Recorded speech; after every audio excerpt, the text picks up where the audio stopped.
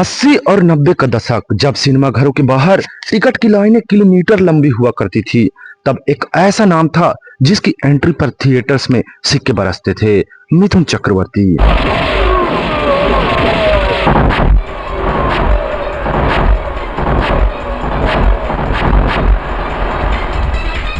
भारत का पहला असली डिस्को डांसर और आम जनता का मास महाराजा।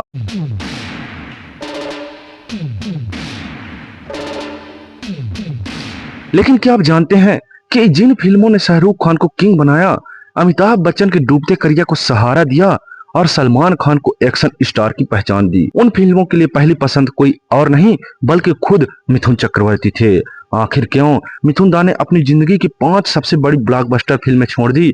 क्या इसके पीछे उनकी बेमिसाल दयालुता है या इंडस्ट्री की राजनीति? और अगर मिथुन दा उन फिल्मों को करते तो भारतीय सिनेमा का इतिहास कैसा होता? आज की इस स्पेशल एपिसोड में जानिए मिथुन चक्रवर्ती के त्याग और उनके दरिया दिली और बॉलीवुड की उन 5 फिल्मों की अनसुनी कहानियां।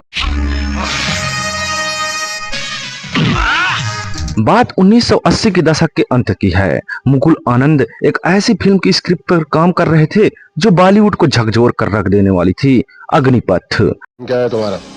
विजय दीनानाथ जॉन, पूरा नाम।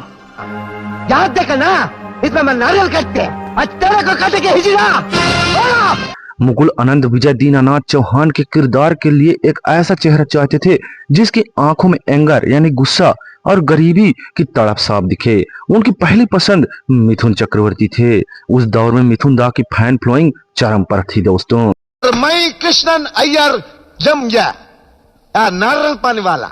तुमको मालूम का तुम्हारा बहुत आदमी तुमको बाय बोलती है, बोला कि भाई तुमको इनाम देंगे। फिल्म छोड़ने और रोल बदलने की वजह की बात करें तो उस वक्त अमिताभ बच्चन का करियर थोड़ा ढलान पर था और उन्हें एक बेहद मजबूत कमबैक फिल्म की सख्त जरूरत थी।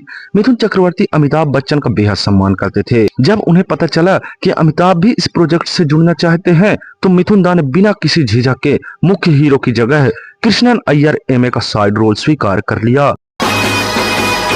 हम ये लुंगी उठाती, ये लुंगी उठाती, तुमको डिस्को दिखाती, हम कृष्णन अय्यर यम्ये, आई एम नारियल पानी। उन्होंने खुशी खुशी अमिताभ बच्चन का रास्ता साफ कर दिया दोस्तों। सोचिए अगर मिथुन विजय बनते तो क्या होता? अगर मिथुन दा विजय दीनानाथ चौहान का किरदार निभाते तो अग्निपथ में हमें एक स्टाइलिश स्ट्रीट स्मार्ट गैंगस्टर मिलता जिसकी बॉडी लैंग्वेज में बंगाली एंगर और डिस्को एटीट्यूड का कॉम्बिनेशन होता।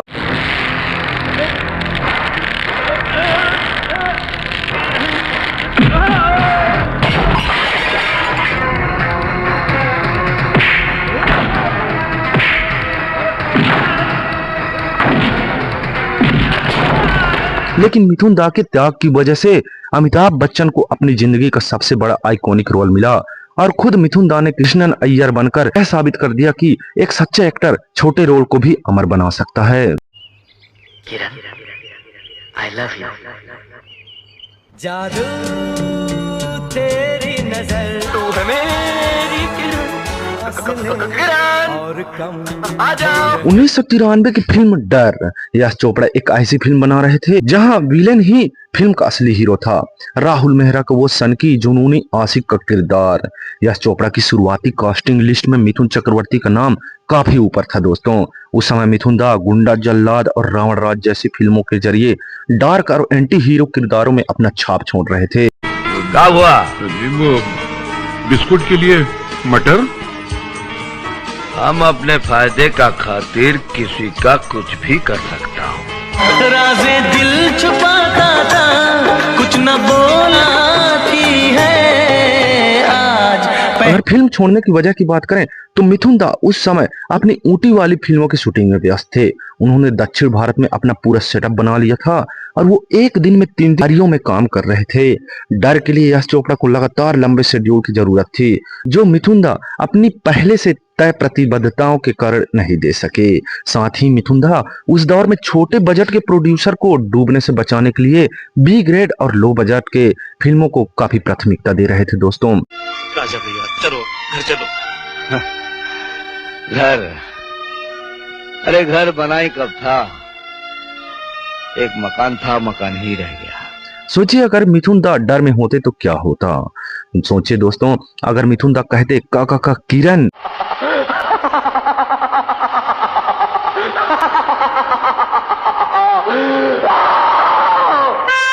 मिथुन दा का इंटेंस लुक और सनकीपन इस किरदार को और भी खौफनाक बना देता दोस्तों। यह एक कल्ट थ्रिलर बनती, लेकिन अगर मिथुन यह फिल्म ना छोड़ते तो बॉलीवुड को शायद शाहरुख खान जैसा किंग ऑफ रोमांस कभी नहीं मिलता। मैं तो भगवान से सौदा करूं, उससे भी आधी दुनिया मांग लूं। बाय गॉड, फिर तू क्या चीज है? यहाँ एक सवाल उठता है, कोई सुपरस्टार अपने करियर के पीक पर बड़ी फिल्में छोड़कर बी ग्रेड या छोटे बजट की फिल्में क्यों करेगा? इसका जवाब छुपा है मिथुन चक्रवर्ती का दिल में। जी हाँ दोस्तों, मिथुन दा ने खुद भूखमरी और गरीबी को वह दौर देखा था जब वे नक्सलवादी आंदोलन से निकलकर मुंबई के सड़कों पर सोए थे।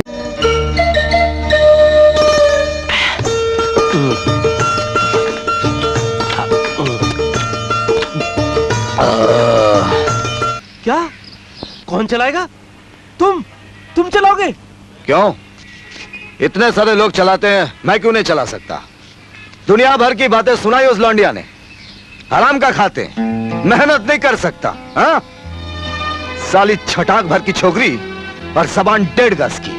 प्रोड्यूसर और जूनियर आर्टिस्ट के लिए उनके त्याग की बात करें तो 90 के दशक में जब बॉलीवुड मंदी के दौर से गुजर रहा था तो मिथुन दा ने ऊटी में अपना होटल द मोनार्क खोला। उन्होंने एक नियम बनाया, वो छोटे प्रोड्यूसर की फिल्मों में कम फीस में काम करेंगे, बशर्ते शूटिंग ऊटी के उनके होटल के आसपास ही होगी। इससे सैकड़ों जूनियर आर्टिस्ट, स्पॉट बॉयज और टेक्नीशियन कर्मियों को पूरे साल भर रोजगार मिलता दोस्तों। उन्होंने दर्जनों ऐसे फ्लॉप और दिवालिया हो रहे प्रोड्यूसर्स की फिल्में साइन की जिन्हें कोई बड़ा स्टार डेट्स नहीं दे रहा था। मिथुन दा के नाम पर फिल्में बिक जाती थी और उन गरीबों का घर चल जाता था दोस्तों। जब गिदड़ की मौत आती है ना, वो शहर की तरफ भागता है। जब तेरी मौत आएगी तो मोहल्ले में मिथुन दा ने खुद के स्टारडम की परवाह नहीं की। उन्होंने सैकड़ों परिवारों के घर का चूल्हा जलना ज्यादा जरूरी समझा, इसलिए पूरी इंडस्ट्री उन्हें आज भी प्यार से मिथुन दा या फिर बड़ा भाई कहकर पुकारते हैं। अरे सबसे बड़ा जुर्म तो ये गरीबी है माँ। बोल, जुर्म किसका है? उस बेटे का जिसे भूख लगती है, या उस माँ का जो उसे रोटी नहीं दे सकती? अब बात करते हैं दोस्तों 1995 में आई करण अर्जुन। राकेश रोशन जब करण अर्जुन की प्लानिंग कर रहे थे तब उनके दिमाग में अजय देवगन और मिथुन चक्रवर्ती की जोड़ी थी। मिथुन दा को बड़े भाई का किरदार ऑफर हुआ था, लेकिन डेट्स के क्लैश और ऊटी शूटिंग शेड्यूल के कारण मिथुन दा इस बड़े प्रोजेक्ट से बाहर हो गए। बाद में यह फिल्म सलमान खान और शाहरुख खान की जोड़ी के पास गई और ये फिल्म इतिहास बन गई।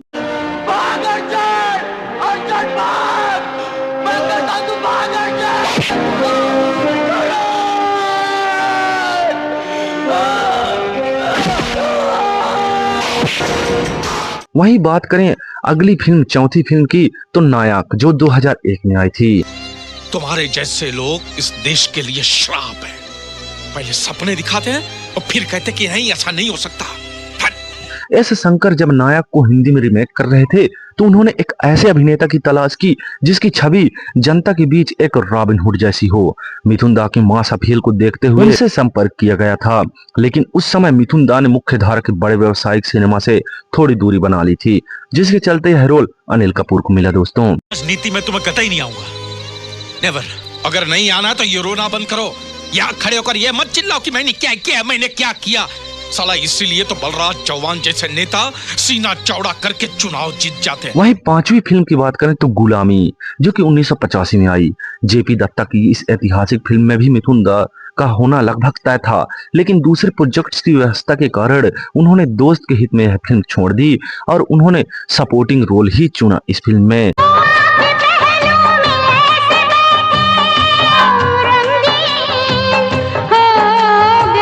जरा जरा सी खिली तबीयत, जरा सी खिली तबीयत, जरा सी गमगी। नहीं तो उनका मेन लीड रोल ही होता गुलामी फिल्म में दोस्तों। कोई अपनी इज्जत पर हाथ डाले मुझे अच्छा नहीं लगता। कोई शक? मगर ये सुनो, प्रेस खून नहीं किया, वो लड़ाई में मारा गया, क्योंकि पहली गोली उसने चलाई थी और आखिरी मैंने। कोई शक? आइए एक पल के लिए वक्त को पीछे ले चलते हैं और सोचते हैं अगर मिथुन चक्रवर्ती ये 5 फिल्में नहीं छोड़ते तो क्या होता। पहली बात करें तो बॉक्स ऑफिस का रिकॉर्ड, मिथुन दा 90 के दशक के सबसे महंगे और सबसे ज्यादा कमाई करने वाले स्टार्स में नंबर 1 पर होते दोस्तों। कहता है घसीट के लेके जाएगा मुझे हिंदुस्तान। इंसाफ करेगा मेरा। किसके बल पे? हाँ? किसके बल पे? हिंदुस्तान की डरी हुई सरकार के बल पे एक आदमी नहीं मिलेगा, एक जो बाबा सिकंदर से डरता ना हो। वहीं दूसरी बात करें तो शाहरुख सलमान की करियर की बात होती। अगर डर और करण अर्जुन मिथुन दा के खाते में रहती तो शाहरुख खान का विलेन से सुपरस्टार बनने का सफर थोड़ा धीमा हो सकता था।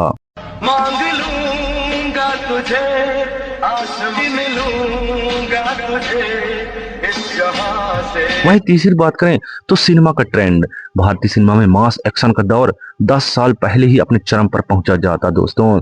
लेकिन मिथुन दा ने व्यावसायिक सफलता से ज्यादा तरहीज अपने वसूलों, रिश्तों और दरिया दिली को दी दोस्तों। पानी में रहकर मगरमच्छ से बैर करना अच्छा नहीं रहता। ये भी मत भूलो मंजित खुराना, मगर को भी कभी ना कभी किनारे आना ही पड़ता है। तुम्हारी भलाई इसी में है कि जनता से दुश्मनी नहीं दोस्ती। दोस्तों किसी कलाकार की महानता इस बात से नहीं मापी जाती कि उसने कितनी हिट फिल्में दी है, बल्कि इस बात से मापी जाती है कि उसने कितने लोगों की जिंदगी बनाया है। मिथुन चक्रवर्ती ने फिल्में छोड़ी लेकिन लोगों का दिल कभी नहीं छोड़ा। आज उन्हें दादा साहब फाल्के पुरस्कार से सम्मानित किया जा चुका है, जो इस बात का प्रमाण है किस्मत उनसे कुछ नहीं छीन सकती थी जो उनके नसीब में था। आपको क्या लगता है अगर मिथुन दा डर फिल्म में शाहरुख खान वाला रोल करते तो क्या वे शाहरुख से बेहतर एक्टिंग कर पाते? अपनी राय नीचे कमेंट्स में जरूर बताएं। वीडियो पसंद आया हो तो लाइक करें, अपने दोस्तों के साथ शेयर करें और हमारे चैनल को सब्सक्राइब करना ना भूलें। जय हिंद दोस्तों।